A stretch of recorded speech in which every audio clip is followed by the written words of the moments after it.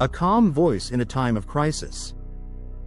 On a cold January afternoon in 2009, with the skyline of Manhattan towering on one side and the icy waters of the Hudson River below, a jetliner suddenly lost all power. Inside the cockpit, alarms blared, warning lights flashed, and time seemed to vanish. At the controls sat Captain Sully, Sullenberger, a man whose decades of training, discipline, and steady resolve would soon be tested in a way that few pilots in history had ever experienced. When Sully calmly told air traffic controllers, "We're gonna be in the Hudson," he wasn't just predicting the future, he was shaping it. In less than 4 minutes, he transformed what could have been one of the deadliest aviation disasters into a story of survival, skill, and heroism that captivated the entire world. But the miracle on the Hudson didn't come from nowhere. It was the result of a lifetime of preparation. To understand why Sully was able to do what he did on January 15, 2009, we need to look back at where he came from. Early life in Texas. Chesley Burnett Sullenberger III was born on January 23, 1951, in Denison, Texas, a small railroad town near the Oklahoma border. His upbringing was humble. His father, a dentist, and his mother, an elementary school teacher, taught him the importance of education, responsibility, and caring for others. Sully wasn't the kind of boy to seek the spotlight. He was quiet, curious, and meticulous. He loved building model airplanes and reading about aviation. His fascination with flight grew into determination when, at age 12, he joined the Civil Air Patrol. Here, he learned not only the mechanics of flight but also the values of teamwork, precision, and emergency readiness. By the age of 16, while most teenagers were just learning to drive cars, Sully had already earned his private pilot's license. Flying became second nature to him, a skill honed by discipline rather than adrenaline. The making of a pilot. Sullenberger attended the U.S. Air Force Academy, graduating in 1973 with a degree in psychology and later earning a master's degree in industrial psychology from Purdue University. At the academy, he excelled as both a scholar and a cadet leader. He became a skilled glider pilot, which taught him to fly without engines, a lesson that would return decades later at a critical moment. He went on to train as a fighter pilot, flying the F-4 Phantom II, a supersonic jet that demanded lightning-fast reflexes and absolute precision. He served as a flight leader and training officer, helping younger pilots master their craft.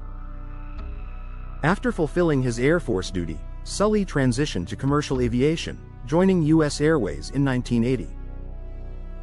Over the next 3 decades, he accumulated more than 20,000 flight hours. He also worked as a safety consultant, accident investigator, and instructor, studying the causes of airline accidents and advocating for better training. This was the man who, by sheer coincidence, was at the controls of Flight 1549 that winter day in 2009. Flight 1549. The crisis unfolds. On January 15, 2009, U.S. Airways Flight 1549 departed LaGuardia Airport in New York City bound for Charlotte, North Carolina. The aircraft was an Airbus A320, carrying 150 passengers and 5 crew members. Sully was captain, with First Officer Jeffrey Skiles at his side. At 3:27 p.m., just after takeoff, the plane struck a flock of large Canadian geese. Both engines ingested birds and suffered catastrophic failure. Suddenly, the jet became a powerless glider over one of the most crowded cities in the world. Inside the cockpit, chaos could have taken over. Warning systems screamed. Air traffic control offered options to turn back to LaGuardia or divert to Teterboro Airport in New Jersey. But Sully, assessing altitude, speed, and distance in mere seconds, realized neither was possible. Any attempt would end in disaster over a populated area. His voice remained calm as he declared, "We're gonna be in the Hudson." The miracle on the Hudson. At 3:31 p.m., only 208 seconds after the engines failed, Sully guided the Airbus down to the Hudson River. Using his background as a glider pilot, he executed a near-perfect ditching maneuver. The plane struck the water with remarkable precision, skimming like a stone before settling intact. Passengers felt the impact but quickly realized they were alive. Water began seeping in, but the aircraft floated long enough for evacuation. Sully and his crew directed passengers onto the wings and inflatable rafts, keeping order amid panic and freezing temperatures. Rescue efforts began almost immediately. Ferries, police boats, and Coast Guard vessels raced toward the floating plane. Within minutes, all 155 people were rescued. Some passengers were soaked and at risk of hypothermia, but thanks to the rapid response, not a single life was lost. The world quickly called it the miracle on the Hudson. Investigation and vindication. While celebrated as a hero, Sully soon faced tough questions. The National Transportation Safety Board, NTSB, launched an investigation to determine if he could have made it back to an airport. Computer simulations suggested a runway landing was possible. But when real-time human factors were included, decision-making under stress, reaction delays, and incomplete information, the truth became clear. Sully's choice was the only viable option. His experience, judgment, and calm saved lives where others might have hesitated. Beyond the miracle. After the incident, Sully retired from U.S. Airways in 2010. But his role in aviation safety and public life was far from over. He became an advocate for airline safety, pilot training, and crisis management, often reminding the public of the importance of preparation. He co-authored a memoir, Highest Duty: My Search for What Really Matters, which inspired the 2016 film Sully, directed by Clint Eastwood and starring Tom Hanks. The film not only dramatized the events of Flight 1549 but also highlighted Sully's personal values of duty, humility, and integrity.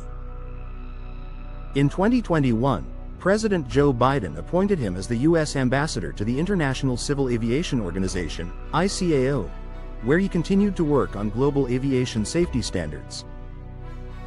Humility and legacy. Despite worldwide fame, Sully has never called himself a hero. He consistently praises the teamwork of his company pilot, crew, passengers, and the first responders who made survival possible. He often emphasizes that the miracle on the Hudson was not just one man's achievement but a collective success story. Still, his story endures as a reminder of leadership in crisis. With only seconds to decide, he chose calm over panic, preparation over fear, and responsibility over doubt. Why his story matters.